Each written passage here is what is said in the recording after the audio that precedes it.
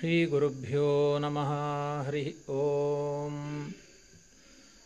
ಸಂಸಾರಸಾರಸಿಂಧೋರ್ಜನಿಮರಣಜರಾದ್ಯುರ್ಮಿಭಿರ್ಬಾಧಿತಾನಾಂ ದಾರಾಗಾರಾದಿಭಾರಾಃ ಕಿಮಿಹ ಸುಖಕರಾಃ ಪ್ರೇಮಪಾಶೈರ್ನಿಬದ್ಧಾಃ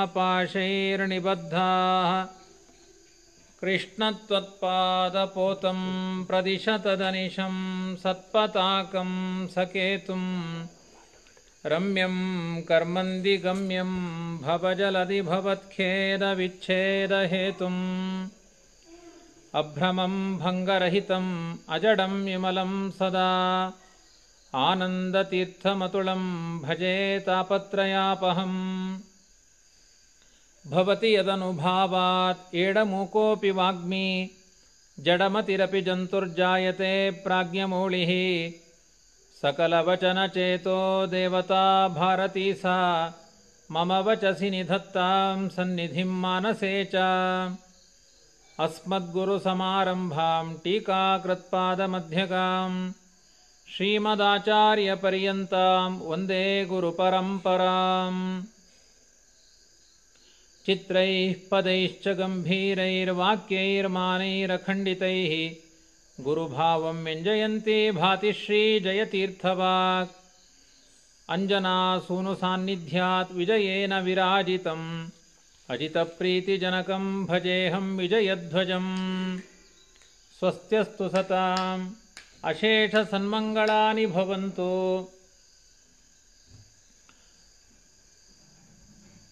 ಇಂದು ಪರಮ ಪವಿತ್ರವಾದ ಟೀಕಾಕೃತ್ಪಾದರ ಮಧ್ಯಾರಾಧನೆಯ ಪರ್ವಕಾಲದಲ್ಲಿ ನಾವೆಲ್ಲ ಸೇರಿದ್ದೇವೆ. ಟೀಕಾಕೃತ್ಪಾದರು ಬಹಳ ಒಂದು ವಿಶಿಷ್ಟವಾದ ರೀತಿಯಲ್ಲಿ ಮಧ್ವಮತಕ್ಕೆ ಕೊಡುಗೆಯಾಗಿ ಬಂದವರು. ಅವರ ಆಗಮನವೇ ಒಂದು ವಿಚಿತ್ರ. ಸಾಮಾನ್ಯ ಎಲ್ಲ ಅನೇಕ ಜ್ಞಾನಿಗಳ ಅವತಾರ ನಮ್ಮ ಕರ್ನಾಟಕದ ಪ್ರಾಂತ್ಯದಲ್ಲಿ ಆಗಿದ್ದರೆ, ಟೀಕಾಕೃತ್ಪಾದರು ಮಹಾರಾಷ್ಟ್ರದ ಪಂಢರಾಪುರ ಕ್ಷೇತ್ರದ ಸಮೀಪ ಅವತಾರ ಮಾಡಿ ಸಮಗ್ರ ಕರ್ನಾಟಕದವರಿಗೆ ವಿಶೇಷವಾದ ಸ್ಥಾನಮಾನವನ್ನು, ಅವರ ಸಾಧನೆಗೆ ಬೇಕಾಗಿರುವಂತಹ ಕರ್ನಾಟಕದವರಿಗೆ ಅಂತಲ್ಲ, ವಿಶೇಷವಾಗಿ ಅಧ್ಯಯನ ಮಾಡುವಂತಹ ಎಲ್ಲ ಸಾಧಕರಿಗೆ, ತಮಿಳುನಾಡು, ಆಂಧ್ರ, ಕರ್ನಾಟಕ, ಸಮಗ್ರ ಭಾರತ ದೇಶದಲ್ಲಿ ಎಲ್ಲೆಲ್ಲಿ ಮಾಧ್ವರಿದ್ದಾರೋ ಅವರೆಲ್ಲರಿಗೂ ಕೂಡ ವಿಶೇಷವಾಗಿ ತತ್ವಜ್ಞಾನಕ್ಕೆ ಅವಕಾಶ ಮಾಡಿಕೊಟ್ಟ ಮಹಾನುಭಾವರು ವೇದವ್ಯಾಸದೇವರು, ಆ ಜಯತೀರ್ಥರು. ಆ ಜಯತೀರ್ಥರ ಅತಿಶಯವಾದ ಮಹಿಮೆಗಳು ಏನು ಅಂತಂದರೆ, ವಿಶೇಷವಾಗಿ ಕರ್ನಾಟಕದವರು ಅಂತ ಹೇಳಲಿಕ್ಕೆ ಕಾರಣ, ಮಧ್ವಾಚಾರ್ಯರು ಕರ್ನಾಟಕದವರು. ಆ ಮಧ್ವಾಚಾರ್ಯರ ಸೇವೆಯನ್ನು ವಿಶೇಷವಾಗಿ ಮಾಡಿದವರು ಜಯತೀರ್ಥರು. ಮಧ್ವಾಚಾರ್ಯರ ಗ್ರಂಥಗಳಿಗೆ ಯತಿಗಳಾಗಿ ಒಂದು ಟೀಕೆಯನ್ನು ಬರೆದ ಕೀರ್ತಿ ಒಂದು ಪದ್ಮನಾಭ ತೀರ್ಥರಿಗೆ, ಮತ್ತೊಂದು ಜಯತೀರ್ಥರಿಗೆ ವಿಶೇಷವಾಗಿ ಅನ್ವಯವಾಗುವಂತಹದ್ದು. ಅವರು ಮಾಡಿದ ಸಾಧನೆಗಳ ಬಗ್ಗೆ ಮತ್ತು ಅವರ ಗ್ರಂಥಗಳ ಬಗ್ಗೆ ಇವತ್ತು ನಾಳೆ ನಾಡಿದ್ದು 3 ದಿನಗಳ ಕಾಲ ನೋಡುವ ಪ್ರಯತ್ನದಲ್ಲಿದ್ದೇವೆ. ವಿಶೇಷವಾಗಿ ಜಯತೀರ್ಥರ ಆಗಮನವನ್ನು ನಾವು ಚಿಂತನೆ ಮಾಡುವುದಾದರೆ, ಯಾರ್ಯಾರು ಮಹಾಭಾರತದ ಅವತಾರದ ಕೆಲಸದಲ್ಲಿ ಕೃಷ್ಣನ ಜೊತೆಗೆ ಕೈ ಜೋಡಿಸಿದ್ದಾರೆ ಅವರೆಲ್ಲರನ್ನೂ ಕೂಡ ಮತ್ತೆ ಕೃಷ್ಣ ಪರಮಾತ್ಮ ಭೂಮಿಗೆ ವಿಶೇಷವಾದ ಜ್ಞಾನ ಪ್ರಚಾರಕ್ಕೋಸ್ಕರ ಜ್ಞಾನ ಪ್ರಚಾರಕ್ಕೋಸ್ಕರ ಎಲ್ಲ ಜ್ಞಾನಿಗಳನ್ನು ಕೂಡ ಇಲ್ಲಿಗೆ ಮತ್ತೊಮ್ಮೆ ಕರೆಸಿಕೊಂಡಿದ್ದಾನೆ.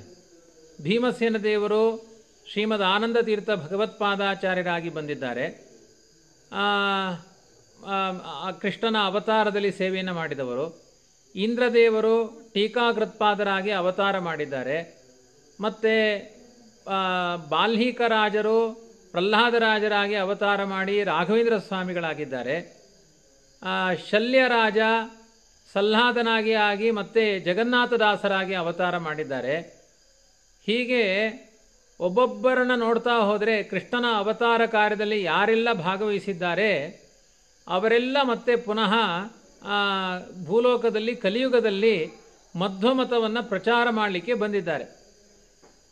ಅಂಥ ಒಂದು ಶ್ರೇಷ್ಠವಾದ ಗರಿಮೆ ಟೀಕಾಕೃತ್ಪಾದರಲ್ಲಿ ಇರುವಂತಹದ್ದು. ಟೀಕಾಕೃತ್ಪಾದರು ಅವರ ಆಗಮನವೇ ಒಂದು ವಿಚಿತ್ರ ಅಂತ ನಾನು ಆವಾಗ ಹೇಳಿದೆ. ಅಂದರೆ ಭೀಮರತಿ ನದಿಯ ತೀರದಲ್ಲಿ ಜಲಪ್ರಾಶನ ಮಾಡಬೇಕು ಅಂತ ಹೊರಟ ಟೀಕಾಕೃತ್ಪಾದರನ್ನು ಅಕ್ಷೋಭ್ಯ ತೀರ್ಥರು ಕಿಂ ಪಶು ಪೂರ್ವದೇಹೆ. ಇದು ನಾನು ಹಳ್ಳಿಯ ಪ್ರದೇಶದಲ್ಲಿ ಇದ್ದೇನೆ, ಆದ್ದರಿಂದ ಇಲ್ಲಿ ನೆಟ್ವರ್ಕ್ ಪ್ರಾಬ್ಲಮ್ ಇದೆ, ಮಧ್ಯೆ ಕಟ್ಟಾಗಿದೆ. ಆದ್ದರಿಂದ ಮತ್ತೆ ಶ್ರೋತೃವರ್ಗಕ್ಕೆ ಸ್ವಲ್ಪ ವಿಘ್ನಗಳು ಬರ್ತಾ ಇರ್ಬೋದು. ಇದು ತುಂಬ ಹಳ್ಳಿಯ ಪ್ರದೇಶ, ನಿರ್ಜನ ಅರಣ್ಯದ ಮಧ್ಯದಲ್ಲಿ ಒಂದು ನಮ್ಮ ಮನೆ. ಅದರ ಆ ಪ್ರಾಂತ್ಯದಲ್ಲಿ ನಾನು ಇಲ್ಲೇ ಅಧ್ಯಯನಕ್ಕೋಸ್ಕರ ಬಂದಿದ್ದೆ. ಆದ್ದರಿಂದ ಸ್ವಲ್ಪ ಇದರಲ್ಲಿ ಅಡಚಣೆಗಳಾಗಿದ್ದಕ್ಕೆ ವಿಷಾದವನ್ನು ವ್ಯಕ್ತಪಡಿಸಿ ಟೀಕಾಕೃತ್ಪಾದರ ಬಗ್ಗೆ ವಿಶೇಷವಾಗಿ ಅವರ ಒಂದು ಮಹಿಮಾ ಏನು ಅಂದರೆ, ಅಕ್ಷೋಭ್ಯ ತೀರ್ಥರು ಕಿಂ ಪಶು ಪೂರ್ವದೇಹೆ ಅಂತ ಒಂದು ಮಾತನ್ನು ಕೇಳಿದ ತಕ್ಷಣ ಅವರ ಜೀವನದಲ್ಲಿ ತುಂಬ ದೊಡ್ಡ ಪರಿವರ್ತನೆಯಾಯಿತು. ಅವರಿಗೆ ಜನ್ಮಾಂತರದ ನೆನಪಾಯಿತು. ಅವರು ಹಿಂದೆ ಋಷಭನಾಗಿ ಆಚಾರ್ಯರ ಗ್ರಂಥಗಳ ಸೇವೆಯನ್ನು ಮಾಡಿದರು. ಅದೆಲ್ಲ ನೆನಪು ಮಾಡಿಕೊಂಡಿರುವಂತಹ ಟೀಕಾಕೃತ್ಪಾದರು ತಾವು ಒಮ್ಮೆಲೆ ಅವರಿಗೆ ಇಬ್ಬರು ಪತ್ನಿಯರಿದ್ದರು ಅಂತೆಲ್ಲ ಇತಿಹಾಸದಲ್ಲಿದೆ. ಆ ಕಥೆಗಳಲ್ಲಿ ಸಾಕಷ್ಟು ವಿಮರ್ಶೆಗಳು ಇದ್ದಾವೆ. ತುಂಬ ಪ್ರಾಚೀನವಾದ ಕಥೆ ಆದ್ದರಿಂದ ಕಾಲಿಕವಾಗಿ ಸ್ವಲ್ಪ ವಿಮರ್ಶೆಗಳು ಬಂದಿದ್ದಾವೆ. ಅದೇನೇ ಇರಲಿ, ಎಲ್ಲ ಸಮಗ್ರ ಸರ್ವಸ್ವವನ್ನು ಕೂಡ ತ್ಯಾಗ ಮಾಡಿ ಭಗವಂತನ ಅನುಗ್ರಹಕ್ಕೋಸ್ಕರ ಆಗಮಿಸಿದ ಮಹಾನುಭಾವರು ಟೀಕಾಕೃತ್ಪಾದರು. ಆಚಾರ್ಯರ ಗ್ರಂಥಗಳಿಗೆ ಅತ್ಯಂತ ಸ್ವರಸಪೂರ್ಣವಾದ ಟೀಕೆಯನ್ನು ಬರೆದಿದ್ದಾರೆ. ಟೀಕಾಕೃತ್ಪಾದರ ಬಗ್ಗೆ ಇತರ ಮತಾನುಯಾಯಿಗಳು ಕೂಡ ವಿಶೇಷವಾಗಿ ಆದರದ ಮಾತುಗಳನ್ನು ಆಡಿದ್ದಾರೆ. ಅಂದರೆ ಟೀಕಾಕೃತ್ಪಾದರಂಥ ಮಹಾಮಹಿಮರು ಭೂಮಿಯಲ್ಲಿ ಅವತಾರ ಮಾಡಲಿಲ್ಲ ಅಂತ ಆದರೆ ಆಚಾರ್ಯರ ಗ್ರಂಥಗಳನ್ನು ಅಧ್ಯಯನವೇ ಮಾಡಲಿಕ್ಕಾಗ್ತಾ ಇರಲಿಲ್ಲ. ಆಚಾರ್ಯರ ಗ್ರಂಥಗಳ ಅಧ್ಯಯನಕ್ಕೆ ಒಂದು ಸರಿಯಾದ ಜಾಡನ್ನು, ಸರಿಯಾದ ಒಂದು ಮಾರ್ಗದರ್ಶನ ಮಾಡಿದ ಕೀರ್ತಿ ಅದು ಟೀಕಾಕೃತ್ಪಾದರದ್ದು ಅಂತ ಪರವಾದಿಗಳು ಕೂಡ ಇಂಥ ಮಾತುಗಳನ್ನು ಆಡಿದ್ದಾರೆ. ಟೀಕಾಕೃತ್ಪಾದರ ಅತಿಶಯವಾದ ಮಹಿಮೆ ಏನು ಅಂತಂದರೆ, ಸಾಮಾನ್ಯ ವಿದ್ಯಾಮಾನ್ಯ ತೀರ್ಥರ ಕಾಲದಲ್ಲಿ ಒಬ್ಬರು ಸಭೆಯಲ್ಲಿ ಪ್ರಶ್ನೆ ಮಾಡಿದರು. ಶಂಕರಾಚಾರ್ಯರು ಮಾಡಿದ ಸಾಧನೆಯನ್ನು ಮಧ್ವಾಚಾರ್ಯರು ಮಾಡಲಿಲ್ಲ. ಶಂಕರಾಚಾರ್ಯರು 8ನೇ ವಯಸ್ಸಿನಲ್ಲಿಯೇ ಸನ್ಯಾಸ ತೆಗೆದುಕೊಂಡು ಆಸೇತು ಹಿಮಾಚಲ ಸಂಚಾರ ಮಾಡಿ ಅವರ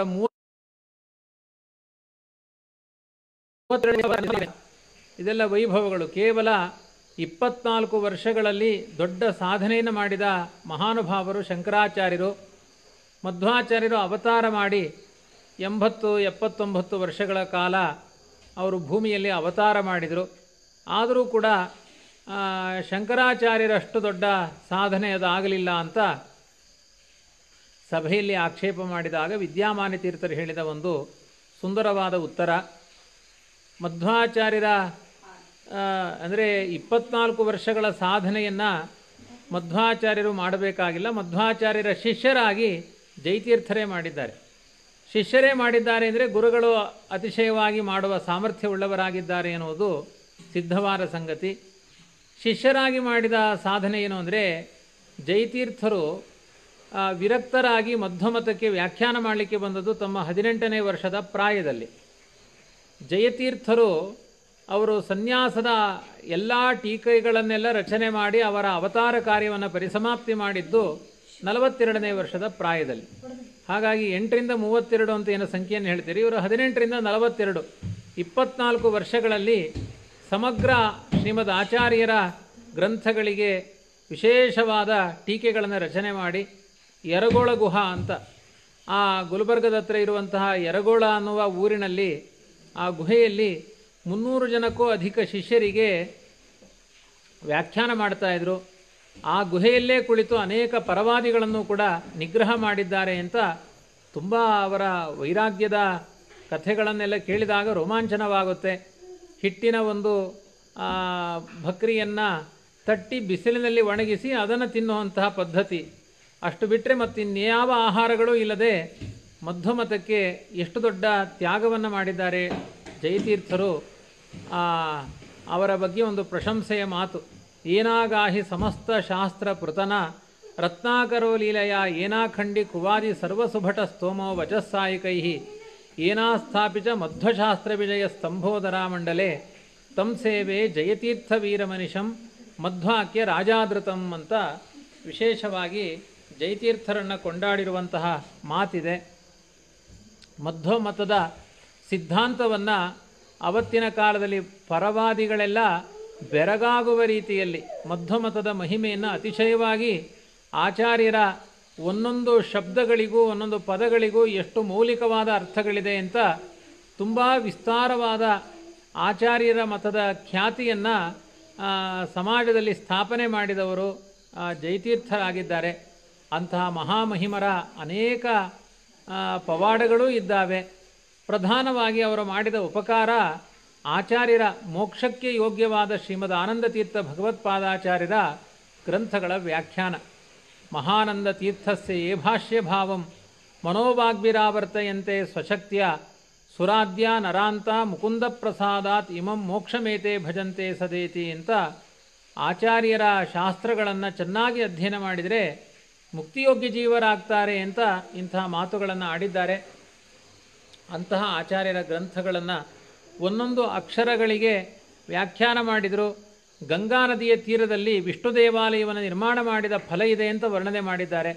ಅಂಥದ್ದು ಆಚಾರ್ಯರ 37 ಗ್ರಂಥಗಳಲ್ಲಿ ಬಹುತೇಕ ಅನೇಕ ಗ್ರಂಥಗಳಿಗೆ ಟೀಕಾಕೃತ್ಪಾದರು ಮಾಡಿದ ಟೀಕೆ ಅದನ್ನು ಒಮ್ಮೆ ನಾವು ಯೋಚನೆ ಮಾಡೋದಾದರೆ ತತ್ವ ಪ್ರಕಾಶಿಕ ಟೀಕಾಕೃತ್ಪಾದರು ಆಚಾರ್ಯರ ಭಾಷ್ಯ ಗ್ರಂಥಕ್ಕೆ ಮಾಡಿದ ವಿವರಣೆ ತತ್ವಪ್ರಕಾಶಿಕ, ಅನುವ್ಯಾಖ್ಯಾನಕ್ಕೆ ಮಾಡಿದ ವಿವರಣೆ ಶ್ರೀಮನ್ಯಾಯಸುಧ, ಮತ್ತು ನ್ಯಾಯ ವಿವರಣೆ ಆಚಾರ್ಯರ ಗ್ರಂಥಕ್ಕೆ ಸರುಮೂಲ ಗ್ರಂಥಕ್ಕೆ 2 ನ್ಯಾಯ ವಿವರಣಾ ಗ್ರಂಥಕ್ಕೆ 2 ಪಾದಗಳ ವ್ಯಾಖ್ಯಾನವನ್ನು ಮಾಡಿದ್ದಾರೆ. ಗೀತಾ ಭಾಷ್ಯಕ್ಕೆ ಪ್ರಮೇಯ ದೀಪಿಕಾ ಅನ್ನುವ ಟೀಕೆಯನ್ನು ಬರೆದಿದ್ದಾರೆ. ಗೀತಾ ತಾತ್ಪರ್ಯಕ್ಕೆ ನ್ಯಾಯ ದೀಪಿಕಾ ಅನ್ನುವ ವಿವರಣೆಯನ್ನು ಟೀಕೆಯನ್ನು ಬರೆದಿದ್ದಾರೆ. ಮತ್ತು ಆಚಾರ್ಯರ ಪ್ರಕರಣ ಗ್ರಂಥಗಳು ಅಂತ ಏನಿದ್ದಾವೆ, ತತ್ವಸಂಖ್ಯಾನ, ತತ್ವವಿವೇಕ, ಉಪಾಧಿಖಂಡನ, ಮಾಯಾವಾದ ಖಂಡನ, ಮಿಥ್ಯಾತ್ವಾನುಮಾನ ಖಂಡನ, ತತ್ವನಿರ್ಣಯ, ಕಥಾಲಕ್ಷಣ, ತತ್ವೋದ್ಯೋತ, ಕರ್ಮನಿರ್ಣಯ, ಇವುಗಳಿಗೆಲ್ಲ 10 ಪ್ರಕರಣ ಗ್ರಂಥಗಳಿಗೂ ಟೀಕೆಯನ್ನು ಟೀಕಾಕೃತ್ಪಾದರು ಕೊಟ್ಟು ಎಲ್ಲ ಅಧ್ಯಯನ ಮಾಡುವಂತಹ ವ್ಯಕ್ತಿಗಳಿಗೆ ತುಂಬ ಆಜನ್ಮ ಮೋಕ್ಷ ಪರ್ಯಂತ ಇಂತಹ ಗುರುಗಳ ಉಪಕಾರವನ್ನು ಮರಳಿಕೆ ಸಾಧ್ಯ ಇಲ್ಲ ಅನ್ನುವಷ್ಟು ಅತಿಶಯವಾದ ಉಪಕಾರವನ್ನು ಮಾಡಿ ಅನುಗ್ರಹಿಸಿದವರು ಟೀಕಾಕೃತ್ಪಾದರು. ನಂತರ ಉಪನಿಷತ್ತುಗಳಿಗೆ ಭಾಷ್ಯ ವ್ಯಾಖ್ಯಾನಗಳನ್ನು ಕೂಡ ಉಪನಿಷತ್ ಭಾಷ್ಯಗಳಿಗೂ ಕೂಡ ಟೀಕೆಯನ್ನು ರಚನೆ ಮಾಡಿದ್ದಾರೆ. ಈಶಾವಾಸಿ ಉಪನಿಷತ್ ಭಾಷ್ಯ ಅದಕ್ಕೆ ಟೀಕೆಯನ್ನು ಬರೆದಿದ್ದಾರೆ. ಋಗ್ಭಾಷ್ಯಕ್ಕೆ ನ್ಯಾಯಕಲ್ಪತರು ಅಂತ ಸ್ವತಂತ್ರ ಗ್ರಂಥಗಳಾಗಿ ಪ್ರಮಾಣ ಪದ್ಧತಿ, ವಾದಾವಲಿ, ಶತಾಪರಾಧ ಸ್ತೋತ್ರ, ಪದ್ಯಮಾಲಾ ಅಂತ ದೇವಪೂಜೆಯನ್ನು ಹೇಗೆ ಮಾಡಬೇಕು ಎಲ್ಲ ಪ್ರಮೇಯ ಪ್ರಮಾಣ ಗ್ರಂಥಗಳಿಗೆ ಮಾಡಿದ್ದಾರೆ. ಅವರು ತತ್ವಗಳನ್ನು ಹೇಳಲಿಲ್ಲ, ಆ ಥರ ವಿಚಾರ ಇಲ್ಲ. ಸುಧಾದಲ್ಲಿ ಇಲ್ಲದೇ ಇರುವಂತಹ ಸಂಗತಿಗಳೇ ಇಲ್ಲ. ಪ್ರಮಾಣ ಪ್ರಮೇಯದಿಂದ ಭೂಯಿಷ್ಠವಾದದ್ದು ಶ್ರೀಮನ್ ನ್ಯಾಯಸುಧಾ. ಜೊತೆಗೆ ಯಾವ ಕ್ರಮದಲ್ಲಿ ಪೂಜೆಯನ್ನು ಆಚರಣೆ ಮಾಡಬೇಕು ಅನ್ನಲಿಕ್ಕೆ ಸಂಬಂಧಪಟ್ಟಿರುವಂತಹ ಶ್ರೇಷ್ಠವಾದ ಕೃತಿ ಪದ್ಯಮಾಲಾ ಅಂತ ಆಚಾರ್ಯರ ತಂತ್ರಸಾರದ ಕ್ರಮದ ಪೂಜಾ ಪದ್ಧತಿಯನ್ನು ಪದ್ಯಮಾಲಾ ಅನ್ನುವ ಗ್ರಂಥದಲ್ಲಿ ಶ್ಲೋಕ ರೂಪದಲ್ಲಿ ತಿಳಿಸಿಕೊಟ್ಟಿದ್ದಾರೆ. ಇನ್ನೊಂದು ಅಧ್ಯಾತ್ಮಾಮೃತ ತರಂಗಿಣಿ ಅಂತ ಇನ್ನೊಂದು ಗ್ರಂಥ ಇದೆ, ಅಧ್ಯಾತ್ಮ ವಿಚಾರಗಳಿಗೆ ಸಂಬಂಧಪಟ್ಟಿರುವಂತಹ ಗ್ರಂಥ. ಹೀಗೆ ಅವರು ಮಾಡಿದ ಒಂದೊಂದು ಗ್ರಂಥಗಳ ಅಧ್ಯಯನವೂ ಕೂಡ ನಮ್ಮಿಂದ ಅರಗಿಸಿಕೊಳ್ಳಲಿಕ್ಕೆ ಯೋಗ್ಯತೆ ಇಲ್ಲ ಮನುಷ್ಯ ಬುದ್ಧಿಯಿಂದ. ಅಂಥ ಒಂದು ಇಂದ್ರ ಪದವಿಯನ್ನು ಆಳಿದ ಮಹಾನುಭಾವರು ಭೂಮಿಯಲ್ಲಿ ಸುಧಾ ವ್ಯಾಖ್ಯಾನ ಮಾಡಿದ್ದಾರೆ ಅನ್ನುವುದು ತುಂಬ ದೊಡ್ಡ ಹೆಗ್ಗಳಿಕೆ ಇದೆ. ಇದೆಲ್ಲ ಟೀಕಾಕೃತ್ಪಾದರ ಮಹಾಮಹಿಮೆ. ವಿಶೇಷವಾಗಿ ಟೀಕಾಕೃತ್ಪಾದರ ಅತಿಶಯವಾದ ಗ್ರಂಥಗಳಲ್ಲಿ, ಅವರ ಟೀಕೆಗಳಲ್ಲಿ ಮೊದಲನೆಯ ಪ್ರಕರಣ ಗ್ರಂಥ ತತ್ವಸಂಖ್ಯಾನ, ಅದರ ಬಗ್ಗೆ ಯಥಾಶಕ್ತಿ ಒಂದು ವಿವರಣೆಯನ್ನು ನೀಡುವಂತಹ ಪ್ರಯತ್ನವನ್ನು ನಾನು ಮಾಡ್ತಾ ಇದ್ದೇನೆ. ಆರಂಭದಲ್ಲಿಯೇ ತತ್ವಸಂಖ್ಯಾನದಲ್ಲಿ ಲಕ್ಷ್ಮೀಪತೆ ಪದಾಂಬೋಜ ಯುಗಂ ನತ್ವಾ ಗುರೋರಪಿ ಕರಿಷ್ಯೆ ತತ್ವಸಂಖ್ಯಾನ ವ್ಯಾಖ್ಯಾನಂ ನಾತಿ ವಿಸ್ತರಂ ಅಂತ ಲಕ್ಷ್ಮೀಪತಿಯ ಪಾದಯುಗಗಳನ್ನು ನಮಸ್ಕಾರ ಮಾಡಿ ನಾನು ತತ್ವಸಂಖ್ಯಾನಕ್ಕೆ ವ್ಯಾಖ್ಯಾನ ಮಾಡ್ತೇನೆ ಅಂತ ಪ್ರತಿಜ್ಞೆಯನ್ನು ಮಾಡಿ, ಅದು ಅವರ ಪಾಠಕ್ರಮದಲ್ಲಿ ನೋಡ್ತಾ ಹೋದರೆ ತುಂಬ ಸ್ವಾರಸ್ಯಗಳ ಅರ್ಥ ಆಗುತ್ತೆ. ಅದರಲ್ಲಿ ಒಂದು ಆರಂಭದಲ್ಲಿ ಒಂದು ಸುಂದರವಾದ ಪೀಠಿಕೆಯನ್ನು ಟೀಕಾಕೃತ್ಪಾದರು ತತ್ವಸಂಖ್ಯಾನದಲ್ಲಿ ಕೊಟ್ಟಿದ್ದಾರೆ. ಬಹುತೇಕ ಮಧ್ವಮತದ ಒಂದು ಸೂಕ್ಷ್ಮ ಪರಿಚಯವನ್ನೇ ಆರಂಭದಲ್ಲಿ ಮಾಡಿದ್ದಾರೆ. ಆ ಟೀಕಾಪಂಕ್ತಿಗಳನ್ನೇ ಓದಿ ನಿಮಗೆ ಇವತ್ತು ಟೀಕಾಪಂಕ್ತಿಗಳ ಶ್ರವಣ ಮಾಡಬೇಕು. ಟೀಕಾಕೃತ್ಪಾದರ ಆರಾಧನೆಯ ಪರ್ವಕಾಲ ಆದ್ದರಿಂದ ಅವರ ಪಂಕ್ತಿಗಳನ್ನೇ ಓದಿ ಅದರ ವ್ಯಾಖ್ಯಾನ ಮಾಡುವ ಪ್ರಯತ್ನ ಮಾಡ್ತಾ ಇದ್ದೇನೆ. ಮುಮುಕ್ಷುಣಾ ಖಲು ಪರಮಾತ್ಮ ಜಗದುದಯಾದಿ ನಿಮಿತ್ತತ್ವೇನ ಅವಶ್ಯಂ ಅವಗಂತವ್ಯ ಇತಿ ಸಕಲ ಸಚ್ಚಾಸ್ತ್ರಾಣಾಂ ಅಭಿಪ್ರತಿಪನ್ನೋ ಅರ್ಥಃ. ಯಾರು ಮೋಕ್ಷಕ್ಕೆ ಹೋಗಬೇಕು ಅಂತ ಬಯಕೆ ಉಳ್ಳವರಾಗಿದ್ದಾರೆ ಅವರೆಲ್ಲ ಪರಮಾತ್ಮನನ್ನು ತಿಳ್ಕೊಳ್ಳೇಬೇಕು. ಪರಮಾತ್ಮನನ್ನು ತಿಳಿಯದೆ ಮೋಕ್ಷಕ್ಕೆ ಹೋಗ್ಲಿಕ್ಕಾಗೋದಿಲ್ಲ. ಪರಮಾತ್ಮನನ್ನು ಹೇಗೆ ತಿಳಿಯಬೇಕು ಅಂದರೆ ಜಗದುದಯಾದಿ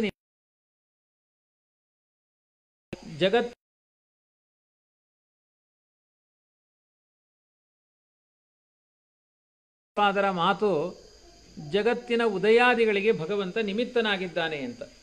ಇಲ್ಲಿ ನಿಮಿತ್ತ ಅನ್ನುವ ಶಬ್ದದಿಂದಲೇ ಕೆಲವರು ಜಗತ್ತು ಬ್ರಹ್ಮೋಪಾದಾನವಾದದ್ದು ಜಗತ್ತು ಅಂತ, ಅಂದರೆ ಬ್ರಹ್ಮನೇ ಜಗದಾತ್ಮನ ಪರಿಣಾಮ ಹೊಂದಿದ್ದಾನೆ, ಬ್ರಹ್ಮ ಬೇರೆಯಲ್ಲ ಜಗತ್ತು ಬೇರೆಯಲ್ಲ ಅಂತ ವಾದ ಮಾಡುವವರಿದ್ದಾರೆ. ಅದಕ್ಕೆ ಟೀಕಾಕೃತ್ಪಾದರು ಜಗತ್ತಿಗೆ ಭಗವಂತ ನಿಮಿತ್ತ ಕಾರಣನಾಗಿದ್ದಾನೆ ವಿನಃ ಬ್ರಹ್ಮನೇ ಜಗದಾತ್ಮನ ಪರಿಣಾಮವನ್ನು ಹೊಂದಿಲ್ಲ, ಜಗತ್ತಿಗೆ ಬ್ರಹ್ಮನೂ ಕಾರಣ ಅಲ್ಲ, ರಾ ಮೆಟೀರಿಯಲ್ ಅಂತ ಏನು ಹೇಳ್ತಾರೆ ಅದು ಬ್ರಹ್ಮನಾಗಲಿಕ್ಕೆ ಸಾಧ್ಯ ಇಲ್ಲ, ಅದು ಪ್ರಕೃತಿ ಆಗಬೇಕು ಅಂತ ಇಂಥ ಒಂದು ವ್ಯಾಖ್ಯಾನವನ್ನು ಟೀಕಾಕೃತ್ಪಾದರು ಮಾಡಿದ್ದಾರೆ. ಉದಯಾದಿ ನಿಮಿತ್ತತ್ವೇನ ಅವಶ್ಯಂ ಅವಗಂತವ್ಯ. ಪರಮಾತ್ಮನನ್ನು ತಿಳ್ಕೊಳ್ಬೇಕು ಅಂದರೆ ಒಂದು ಮಡಿಕೆ ಆಗಬೇಕಾದ್ರೆ ಮಣ್ಣು ಉಪಾದಾನ ಕಾರಣ ಆಗುತ್ತೆ, ಕುಂಬಾರ ನಿಮಿತ್ತ ಕಾರಣನಾಗ್ತಾನೆ. ಹಾಗೆ ಭಗವಂತ ಜಗತ್ತಿಗೆ ಕುಂಬಾರನಂತೆ ನಿಮಿತ್ತ ಆಗುತ್ತಾನೆ ವಿನಃ ಮಣ್ಣಿನಂತೆ ಉಪಾದಾನ ಕಾರಣ ಆಗೋದಿಲ್ಲ ಅಂತ ಟೀಕಾಕೃತ್ಪಾದರು ಸೂಚನೆ ಮಾಡ್ತಾ ಸಕಲ ಸಚ್ಚಾಸ್ತ್ರಾಣಾಂ ಅಭಿಪ್ರತಿಪನ್ನೋ ಅರ್ಥ. ಅಂದರೆ ಭಗವಂತನೇ ಜಗತ್ತಿಗೆ ನಿಮಿತ್ತ ಕಾರಣ ಅನ್ನುವುದು ಯಾವುದ್ಯಾವುದು ಸಚ್ಚಾಸ್ತ್ರಗಳಿದ್ದಾವೆ, ಸಚ್ಚಾಸ್ತ್ರಗಳು ಅಂದರೆ ಋಗ್ಯಜುಸ್ಸಾಮಾಥರ್ವಾಶ್ಚ ಪಂಚರಾತ್ರಂಚ ಭಾರತಂ ಮೂಲರಾಮಾಯಣಂ ಚೇತಿ ಶಾಸ್ತ್ರಮಿತ್ಯಭಿಧೀಯತೆ ಅಂತ ಶಾಸ್ತ್ರಗಳನ್ನು ಹೀಗೆ ವ್ಯಾಖ್ಯಾನ ಮಾಡಿದ್ದಾರೆ. ಅಂದರೆ ಋಗ್ವೇದ, ಯಜುರ್ವೇದ, ಸಾಮವೇದ, ಅಥರ್ವವೇದ, ಅದರ ಜೊತೆಗೆ ಪಂಚರಾತ್ರ ಸ್ಮೃತಿ, ಮಹಾಭಾರತ, ಮೂಲರಾಮಾಯಣ ಅಂತ ಹೀಗೆ 7 ಪ್ರಧಾನವಾದ ಗ್ರಂಥಗಳನ್ನು ಸಚ್ಚಾಸ್ತ್ರಗಳು ಅಂತ ವ್ಯಾಖ್ಯಾನ ಮಾಡಿದ್ದಾರೆ. ಇಂತಹ ಸಚ್ಚಾಸ್ತ್ರಗಳಲ್ಲಿ ಯಾವುದೇ ವಿವಾದ ಇಲ್ಲ. ಅಂದರೆ ಪ್ರತಿಯೊಂದು ಈ ಗ್ರಂಥಗಳು ಏನು ಹೇಳಿದ್ದೇವೆ 4 ವೇದಗಳಲ್ಲಾಗಲಿ ಮಹಾಭಾರತದಲ್ಲಿ ಆಗಲಿ ಅಥವಾ ಇನ್ನು ಮೂಲ ರಾಮಾಯಣದಲ್ಲಿ ಆಗಲಿ ಯಾವ ಗ್ರಂಥಗಳಲ್ಲಿಯೂ ಕೂಡ ಭಗವಂತ ನಿಮಿತ್ತ ಕಾರಣ ಅನ್ನುವ ವಿಷಯದಲ್ಲಿ ಸಂಶಯವೇ ಇಲ್ಲ. ಇಷ್ಟು ಸ್ಪಷ್ಟವಾಗಿ ಆ ಶಾಸ್ತ್ರಗಳಲ್ಲಿ ಭಗವಂತ ಜಗತ್ತಿಗೆಲ್ಲ ನಿಮಿತ್ತ ಕಾರಣ, ಅವನೇ ಮೋಕ್ಷಪ್ರದ ಅನ್ನುವುದನ್ನು ಸ್ಪಷ್ಟವಾಗಿ ಹೇಳಿದ್ದಾರೆ. ಆದರೆ ಭಗವಂತನನ್ನು ತಿಳ್ಕೊಳ್ಬೇಕು ಮೋಕ್ಷಕ್ಕೆ ಹೋಗಬೇಕಾದ್ರೆ ಅಂತ ಹೇಳಿ ಜಗತ್ತಿನ ಬಗ್ಗೆ ನಾವು ತಿಳ್ಕೊಳ್ಳಿಲ್ಲ ಅಂತ ಆದರೆ ಆವಾಗ ಏನಾಗುತ್ತೆ ಅಂದರೆ ಅದು ಅಪರಿಪೂರ್ಣ ಆಗುತ್ತೆ. ಯಾಕೆ ಅಪರಿಪೂರ್ಣ ಆಗುತ್ತೆ ಅಂದರೆ ದೇವರು ನಿರಂತರ ಚಾಲನೆಯನ್ನು ನೀಡ್ತಾ ಇರುವಂತಹದ್ದು ಈ ಪ್ರಪಂಚ. ಕಾರ್ಯವಾದ ವಸ್ತುವನ್ನು ಚಿಂತನೆ ಮಾಡಿದಾಗ ಕಾರಣವಾದ ವಸ್ತುವಿನ ಬಗ್ಗೆ ಪ್ರಜ್ಞೆ ಜಾಗೃತವಾಗುತ್ತೆ. ಈ ಜಗತ್ತು ಕಾರ್ಯಪ್ರಪಂಚ. ಈ ಕಾರ್ಯಪ್ರಪಂಚ ನಮಗೆ ಅರ್ಥ ಆಗಬೇಕು ಅಂದರೆ ಕಾರಣ ಪ್ರಪಂಚನಾದ ಭಗವಂತನನ್ನು ಅರ್ಥ ಮಾಡಿಕೊಳ್ಬೇಕು. ಅದನ್ನೇ ಮುಂದಿನ ಪಂಕ್ತಿಯಲ್ಲಿ ಹೇಳ್ತಾರೆ, ಇದಂಚ ಅವಾಂತರ ಅನೇಕ ಭೇದ ಭಿನ್ನಸ್ಯ ಜಗತಃ ವಿಜ್ಞಾನಂ ಅಪೇಕ್ಷತೆ ಇತಿ ಜಗದಪಿ ತಥಾ ಅವಗಂತವ್ಯಂ. ಜಗತ್ತನ್ನು ಅರ್ಥ ಮಾಡಿಕೊಳ್ಳಿಲ್ಲ ಅಂದರೆ ಒಂದೊಂದು ಜಗತ್ತಿನಲ್ಲಿ ಗಿಡ ಮರ ಮನುಷ್ಯರು ಎಲ್ಲ ಅದ್ಭುತ. ಒಬ್ಬೊಬ್ಬರಲ್ಲಿರುವಂತಹ ಮನೋವೃತ್ತಿಗಳು, ಅವರ ಸ್ವಭಾವವಾದಗಳು, ಅವರ ಜೀವನದ ಚರ್ಯೆಗಳು ಮಾನವರಲ್ಲಿ. ಗಿಡ ಮರಗಳಲ್ಲಿ ಒಂದೊಂದರಲ್ಲಿ ಒಂದೊಂದು ವಿಧವಾದ ಪರಿಮಳದ ಪುಷ್ಪಗಳು, ದುರ್ಗಂಧ ಕುಸುಮಗಳು, ಅಥವಾ ಪರಿಮಳಭರಿತವಾದ ಫಲಗಳು, ದುರ್ಗಂಧಭರಿತವಾದ ವಿಷಪ್ರದವಾದ ಫಲಗಳು. ಆಯುರ್ವೇದ ಶಾಸ್ತ್ರದಲ್ಲಂತೂ ನೂರಾರು ಸಸ್ಯ ಗಿಡಗಳು. ಇದನ್ನೆಲ್ಲ ನೋಡಿದಾಗ ಇದಕ್ಕೆ ನಿರ್ಮಾತೃ ಯಾರು? ನಾವಲ್ಲ, ನೀವಲ್ಲ. ಹಾಗಾಗಿ ಒಬ್ಬ ರಚಯಿತೃ ಇದ್ದಾನೆ, ಅವನು ಯಾರು ಅಂತ ಚಿಂತನೆ ಮಾಡಿದಾಗ ವಿಶೇಷವಾಗಿ ಭಗವಂತನೇ ಅಂತಹ ವಿಶೇಷವಾಗಿರುವಂತಹ ಒಂದು ಈ ಚಿಂತನೆಗೆ ಹೇತುವಾಗ್ತಾನೆ. ಭಗವಂತನಿಂದಲೇ ಈ ಜಗತ್ತಿನ ವ್ಯಾಪಾರ ನಡೆಯುತ್ತೆ ಎನ್ನುವುದು ನಮಗೆ ಅರ್ಥವಾಗುವಂತಹ ಸಂಗತಿ.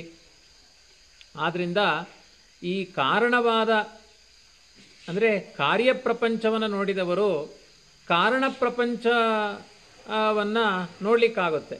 ಅಂದರೆ ಜಗತ್ತನ್ನು ನೋಡಿ ಗಡಿಯಾರ ತಿರುಗುತ್ತಾ ಇದ್ದರೆ ಅದಕ್ಕೊಬ್ಬ ವಿಜ್ಞಾನಿ ಇದ್ದಾನೆ ಅಂತ ಊಹೆ ಮಾಡ್ಬೋದು. ಒಂದು ಮನೆಯಲ್ಲಿ ಮಡಿಕೆ ಇದೆ ಅಂದರೆ ಅದಕ್ಕೊಬ್ಬ ನಿಯಾಮಕನಾದ ನಿರ್ಮಾತೃ ಇದ್ದಾನೆ ಅಂತ ಹೇಳ್ಬೋದು. ಒಬ್ಬ ಮಗ ಇದ್ದಾನೆ ಅಂದರೆ ಅವನಿಗೊಬ್ಬ ಅಪ್ಪ ಇದ್ದಾನೆ. ಹಾಗೆ ಈ ಜಗತ್ತು ಪುತ್ರಸ್ಥಾನದಲ್ಲಿದೆ. ಇದು ಇದೆ ಎನ್ನುವ ಮೇಲೆ ಇದಕ್ಕೊಬ್ಬ ನಿಯಾಮಕನಾಗಿ ಭಗವಂತ ಇದ್ದಾನೆ ಎನ್ನುವುದನ್ನು ನಿರ್ಣಯ ಮಾಡಿ ನಮ್ಮಿಂದ ಹೇಳಲಿಕ್ಕೆ ಬರುತ್ತೆ. ಆದ್ದರಿಂದ ಇದಂಚ ಅವಾಂತರ ಅನೇಕ ಭೇದ ಭಿನ್ನಸ್ಯ ಜಗತಃ ವಿಜ್ಞಾನಂ ಅಪೇಕ್ಷತೆ.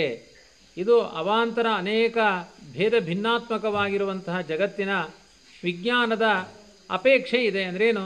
ಜಗತ್ತಿನ ಜ್ಞಾನ ಇಲ್ಲದೆ ಪರಮಾತ್ಮನ ಜ್ಞಾನ ಬರಲ್ಲ. ಒಟ್ಟಿನಲ್ಲಿ ಏನು ಹೇಳಿದಾಗಾಯಿತು? ನಾವು ಮೋಕ್ಷಕ್ಕೆ ಹೋಗಬೇಕು ಅಂದರೆ ಪರಮಾತ್ಮನನ್ನು ತಿಳ್ಕೊಳ್ಳೇಬೇಕು. ಪರಮಾತ್ಮ ಅರ್ಥ ಆಗಬೇಕು. ಉದಾಕರಣಾತ್ ಪರಶಕ್ತಿ ಅನಂತಗುಣ ಪರಮಃ ಅಂತ ಪರಮಾತ್ಮ ಅನೇಕ ಚಿತ್ರ ವಿಚಿತ್ರವಾಗಿರುವಂತಹ ಜಗತ್ತನ್ನು ನಿರ್ಮಾಣ ಮಾಡಿರುವುದರಿಂದ ಅವನು ಅನಂತಗುಣ, ಅವನು ಪರಮ, ಅವನು ಸರ್ವೋತ್ತಮ ಅಂತ ಶಾಸ್ತ್ರಗಳೆಲ್ಲ ಕೊಂಡಾಡ್ತಾ ಇದ್ದಾವೆ. ಹೀಗೆ ಆಚಾರ್ಯರು ಎಲ್ಲ ಕಡೆಯಲ್ಲೂ ಇದನ್ನು ಸಮರ್ಥನೆ ಮಾಡ್ತಾ ಬಂದಿದ್ದಾರೆ. ಅದನ್ನು ಶಾಸ್ತ್ರಗಳಲ್ಲಿ ಹೇಳಿದೆ ಎನ್ನುವುದನ್ನು ತೋರಿಸಿಕೊಟ್ಟಿದ್ದಾರೆ. ಅದನ್ನೇ ಟೀಕಾಕೃತ್ಪಾದರು ತದಿದಂ ಪ್ರಧಾನಾಂಗಭೂತಂ ತತ್ವದ್ವಯಂ ಶಾಸ್ತ್ರೇ ವಿಕ್ಷಿಪ್ಯ ಪ್ರತಿಪಾದಿತಂ ಶಿಷ್ಯಹಿತತೆಯ ಸಂಗೃಹ್ಯ ಪ್ರತಿಪಾದಯಿತು ಪ್ರಕರಣವಿದಂ ಆರಭತೆ ಭಗವಾನ್ ಆಚಾರ್ಯ ಅಂತ. ಅಂದರೆ ಎಲ್ಲ ಗ್ರಂಥಗಳಲ್ಲಿಯೂ ಕೂಡ ಸ್ವತಂತ್ರನಾದವನು ಭಗವಂತ, ಅಸ್ವತಂತ್ರವಾದದ್ದು ಜಗತ್ತು. ಈ ಅಸ್ವತಂತ್ರವಾದ ಜಗತ್ತು ಎಲ್ಲ ಶಾಸ್ತ್ರಗಳಲ್ಲೂ ಹೇಳಿದ್ದಾರೆ. ಆ ಹೇಳಿದ ವಿಚಾರಗಳು ಯಾರಿಗೂ ಕೂಡ ಮನದಟ್ಟಾಗ್ತಾ ಇಲ್ಲ.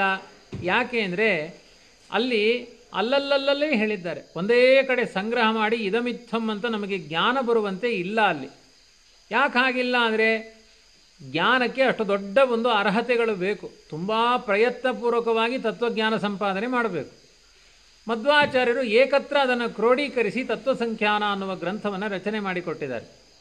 ಅಲ್ಲ, ವೇದವ್ಯಾಸದೇವರು ಎಲ್ಲರಿಗೂ ಸಿಗಬಾರದು ಅಂತ ಬಿಡಿಯಾಗಿ ಈ ಮಕ್ಕಳಿಗೆ ಆಟಿಕೆ ಸಾಮಾನೆಲ್ಲ ಬಿಡಿಸಿ ಬೇರೆ ಬೇರೆ ಇಟ್ಟಿದ್ರೆ ಆ ಮಕ್ಕಳಿಗೆ ಕೈ ಯಾವುದು ಕಾಲು ಯಾವುದು ಅಂತ ಕೂಡಿಸಲಿಕ್ಕೆ ತುಂಬ ಹೊತ್ತು ಬೇಕಾಗುತ್ತೆ. ಅದು ಹಾಗೆ ಎಲ್ಲ ಅದರಲ್ಲಿದೆ. ಆಟಿಕೆ ಸಾಮಾನಿನಲ್ಲಿ ಕೈ ಪರೀಕ್ಷೆ ಇದೆ. ಅದರಲ್ಲಿ ನಮಗೆ ಆ ಬುದ್ಧಿವಂತಿಕೆ ಇಲ್ಲ. ಕಲಿಯುಗದಲ್ಲಿ ನಮಗೆ ಆ ಥರ ವೇದವ್ಯಾಸದೇವರು ಅಲ್ಲಿ ಇಲ್ಲಿ ಆ ತತ್ವಗಳನ್ನೆಲ್ಲ ಬಿಡಿಸಿ ಇಟ್ಟಾಗ ನಮ್ಗೆ ಅರ್ಥವೇ ಆಗಲ್ಲ. ಕೊನೆಗೇನು ಮಾಡ್ತೇವೆ? ಅರ್ಥ ಆಗಲಿಲ್ಲ ಅಂದರೆ ನಮಗೆ ಯಾವುದು ದೃಶ್ಯ ಇಷ್ಟ ಆಗಲ್ಲ, ಅದರಿಂದ ದೂರ ಹೋಗ್ತೇವೆ. ಪುಸ್ತಕದಲ್ಲಿರುವ ಪ್ರಮೇಯಗಳ ಅರ್ಥ ಆಗಲಿಲ್ಲ ಅಂದರೆ ಬುಕ್ ಮುಚ್ಚಿಡ್ತೇವೆ, ಸರಸ್ವತಿ ಪೂಜೆಗೆ ಕಟ್ಟಿಡ್ತೇವೆ. ಹಾಗಾಗಬಾರದು ಅಂತ ಮಧ್ವಾಚಾರ್ಯರು ನೋಡಿ ಇಷ್ಟೆಲ್ಲ ಶಾಸ್ತ್ರಗಳಲ್ಲಿ ಇದೇ ಅರ್ಥವನ್ನು ಹೇಳಿದ್ದಾರೆ ಎನ್ನುವುದನ್ನು ಏಕತ್ರ ಸಂಗ್ರಹಿಸಿ ಕಲಿಯುಗದಲ್ಲಿರುವಂತಹ ದಡ್ಡರಾದ ನಮ್ಮ ಪಾಲಿಗೆ ಉಪಕರಿಸಿದ್ದಾರೆ ಮಧ್ವಾಚಾರ್ಯರು. ಇಷ್ಟು ಉಪಕಾರ ಮಾಡಿದಾಗಲೂ ಅದನ್ನು ಪಡೆದುಕೊಳ್ಳಿಲ್ಲ ಅಂದರೆ ನಮ್ಮಲ್ಲಿರುವಂತಹ ಅಜ್ಞಾನಕ್ಕೆ ನಾವೇ ಮರುಕಪಡಬೇಕಾಗಿದೆ. ಹೀಗೆ ಒಟ್ಟಿನಲ್ಲಿ ಪ್ರಧಾನವಾದ ತತ್ವಗಳು ಎರಡು, ಒಂದು ಸ್ವತಂತ್ರ ತತ್ವ, ಒಂದು ಅಸ್ವತಂತ್ರ ತತ್ವ. ಈ ಸಮಗ್ರ ತತ್ವಜ್ಞಾನಕ್ಕೆ ಹೇತುಭೂತವಾದ ಈ ಎರಡು ಅಂಗ ತತ್ವಗಳನ್ನು ಶಿಷ್ಯರಿಗೆ ಅರ್ಥ ಆಗಬೇಕು ಅನ್ನೋ ದೃಷ್ಟಿಯಿಂದಲೇ ಈ ಪ್ರಕರಣವನ್ನು ಅನುಷ್ಠಾನ ಮಾಡಿ ಹೇಳ್ತಾ ಇದ್ದಾರೆ. ವಿಶೇಷವಾಗಿ ಆಚಾರ್ಯರು ಆರಂಭದಲ್ಲಿ ಹೇಳುವಂಥ ಶ್ಲೋಕ ಸ್ವತಂತ್ರಂ ಅಸ್ವತಂತ್ರಂಚ ದ್ವಿವಿಧಂ ತತ್ವಮಿಷ್ಯತೆ ಸ್ವತಂತ್ರೋ ಭಗವಾನ್ ವಿಷ್ಣು ಭಾವಾಭಾವೋ ದ್ವಿಧೇತರತ್ ಅಂತ ಸಮಗ್ರ ತತ್ವ ಸಂಖ್ಯಾನವನ್ನು ಸಂಕ್ಷಿಪ್ತವಾಗಿ ನೋಡೋಣ. ತತ್ವ ಅಂದರೆ ಅದನ್ನು ತಿಳ್ಕೊಳ್ಬೇಕು. ಸ್ವತಂತ್ರ ಅಂತ ಒಂದು ತತ್ವ, ಅಸ್ವತಂತ್ರ ಅಂತ ಒಂದು ತತ್ವ.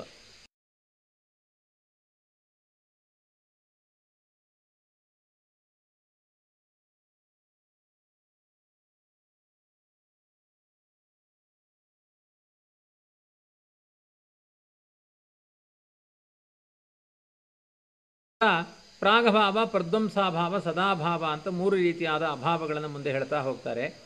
ತತ್ವ ಅಂದರೆ ಏನು ಅಂತ ಮೊದಲು ಅರ್ಥ ಮಾಡಿಕೊಳ್ಬೇಕು ನಾವು. ತತ್ವ ಅಂದರೆ ಅನಾರೋಪಿತಂ ತತ್ವಂ ಅಂತ ಹೇಳಿದ್ದಾರೆ. ಯಾವುದು ಆರೋಪಿತ ಅಲ್ಲ ಅದು ತತ್ವ. ಅಂದರೆ ಯಥಾರ್ಥ ಜ್ಞಾನಕ್ಕೆ ಯಾವುದು ವಿಷಯವಾಗಿದೆ ಅದನ್ನು ತತ್ವ ಅಂತ ಕರೀತಾರೆ. ಯಥಾರ್ಥ ಜ್ಞಾನಕ್ಕೆ ವಿಷಯವಾದದ್ದು ಯಾವುದು? ಪುಸ್ತಕವನ್ನು ನೋಡಿ ಪುಸ್ತಕ ಅಂತಲೇ ಜ್ಞಾನ ಬಂದರೆ ಅದು ತತ್ವವೇ ಆಗುತ್ತೆ. ಅಥವಾ ಮಡಿಕೆಯನ್ನು ನೋಡಿ ಮಡಿಕೆ ಅಂತ ಜ್ಞಾನ ಬಂದರೆ ತತ್ವ ಆಗುತ್ತೆ. ಕೆಲವೊಮ್ಮೆ ನಾವು ನೋಡುವುದೇನೋ ಜ್ಞಾನ ಬರುವುದೇನೋ ಅಂತಹ ವ್ಯವಸ್ಥೆಗಳು ಇದ್ದಾವೆ. ಉದಾಹರಣೆಗೆ ಸಮುದ್ರದ ತೀರದಲ್ಲಿ ಬಿಸಿಲಿನ ಕಿರಣದಲ್ಲಿ ಬಿದ್ದಿರುವಂತಹ ಒಂದು ಚಕಚಕ ಹೊಳೆಯುವ ಕಪ್ಪೆ ಚಿಪ್ಪನ್ನು ನೋಡ್ತೇವೆ. ಆ ಕಪ್ಪೆ ಚಿಪ್ಪನ್ನು ನೋಡಿದಾಗ ದೂರದಿಂದ ಹೊಳೆಯುವ ವಸ್ತು ಅದು ಆದ್ದರಿಂದ ನಮಗೆ ಭ್ರಮೆ ಬರುತ್ತೆ, ಇದು ಕಪ್ಪೆ ಚಿಪ್ಪಲ್ಲ, ಇದು ಬೆಳ್ಳಿ ಎನ್ನುವ ಭ್ರಮೆ ಬರುತ್ತೆ. ಬೆಳ್ಳಿ ಎನ್ನುವ ಭ್ರಮೆ ಬಂದ ಕೂಡಲೇ ಅದನ್ನು ತೆಗೆದುಕೊಳ್ಳಿಕ್ಕೆ ಹೋಗ್ತೇವೆ. ಹತ್ತಿರ ಹೋದಾಗ ಗೊತ್ತಾಗುತ್ತೆ, ಇಲ್ಲ, ದೂರದಿಂದ ಇದು ಬೆಳ್ಳಿ ಥರ ಕಾಣಿಸ್ತು, ಆ ನೀರು ಸೂರ್ಯನ ಬೆಳಕು ಎಲ್ಲ ತಾಗಿ ಆ ಥರ ಕಾಣಿಸ್ತು, ನಾನು ಭ್ರಾಂತನಾದೆ, ಇದು ಕಪ್ಪೆ ಚಿಪ್ಪು, ಇದು ಬೆಳ್ಳಿ ಅಲ್ಲ ಅಂತ ಜ್ಞಾನ ಬರುತ್ತೆ. ನೋಡಿದ್ದು ನಮ್ಮ ಬುದ್ಧಿ ನೋಡಿದ್ದು ಆ ಬೆಳ್ಳಿ ಅಂತ, ಕಣ್ಣು ನೋಡಿದ್ದು ಕಪ್ಪೆ ಚಿಪ್ಪನ್ನು. ಮುಂದೆ ಯಥಾರ್ಥ ಜ್ಞಾನ ಬಂದದ್ದು ಇದು ಕಪ್ಪೆ ಚಿಪ್ಪು ಬೆಳ್ಳಿ ಅಲ್ಲ ಅಂತ. ಮೊದಲು ಜ್ಞಾನ ಬಂದಿದ್ದು ಬೆಳ್ಳಿ ಅಂತ. ಹೀಗೆ ಒಂದು ವಸ್ತುವನ್ನು ನೋಡಿ ವಿಪರೀತವಾದ ಜ್ಞಾನ ಬಂತು ಅಂದರೆ ಅದನ್ನು ತತ್ವ ಅಂತ ಕರೆಯಲ್ಲ, ಅತತ್ವ ಅಂತ ಕರೀತಾರೆ. ಆದ್ದರಿಂದಲೇ ಮಧ್ವಾಚಾರ್ಯರ ಸಿದ್ಧಾಂತಕ್ಕೆ ತತ್ವವಾದ ಅಂತ ಹೆಸರಿದೆ. ತತ್ವವಾದ ಅಂತ ಹೆಸರು ಯಾಕೆ ಅಂದರೆ ಯಥಾರ್ಥ ಜ್ಞಾನಕ್ಕೆ ವಿಷಯವಾದದ್ದನ್ನೇ ಬೋಧನೆ ಮಾಡಿದ್ದಾರೆ. ಅಂದರೆ ಅಯಥಾರ್ಥ ಜ್ಞಾನದ ವಿಚಾರಗಳನ್ನೇ ಹೇಳಿಲ್ಲ. ಆಚಾರ್ಯರ ಸಿದ್ಧಾಂತದಲ್ಲಿ ಹೇಳಿದ ಎಲ್ಲ ವಿಷಯಗಳು ಕೂಡ ಯಥಾರ್ಥವಾದದ್ದನ್ನೇ ಹೇಳಿದ್ದಾರೆ. ಆದ್ದರಿಂದ ತತ್ವವಾಗುವಂತಹ ಅರ್ಹತೆ ಇರುವುದು ಕಣ್ಣಿಗೆ ನೋಡಿದ್ದನ್ನು ಹಾಗೆ ತಿಳ್ಕೊಳ್ಬೇಕು. ಪುಸ್ತಕ ನೋಡಿ ಪುಸ್ತಕ ಅಂತ ಜ್ಞಾನ ಬಂದರೆ ಯಥಾರ್ಥ. ಕಪ್ಪೆ ಚಿಪ್ಪನ್ನು ನೋಡುವುದು ಬೆಳ್ಳಿ ಅಂತ ತಿಳ್ಕೊಳ್ಳುವುದು ಅಂತ ಆದರೆ ಅದು ಯಥಾರ್ಥ ಆಗಲಿಕ್ಕೆ ಸಾಧ್ಯ ಇಲ್ಲ. ಆದ್ದರಿಂದ ಈ ರೀತಿಯಾಗಿ ಯಥಾರ್ಥವಾದ ತತ್ವ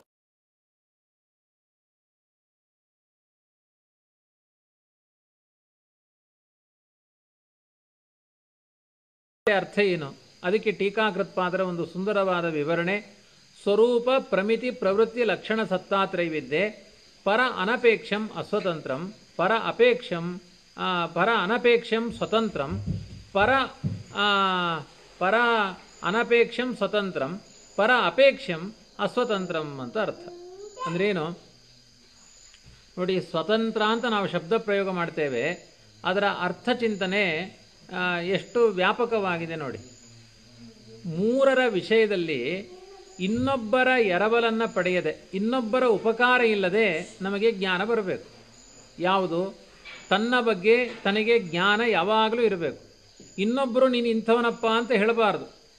ರಾಮಾಯಣದಲ್ಲಿ ಒಂದು ಮೋಹಕವಾದ ಕಥೆ ಕೇಳ್ತೇವೆ ನೋಡಿ. ಹನುಮಂತನಿಗೆ ತಾನು ಲಂಕೆ ತನಕ 1000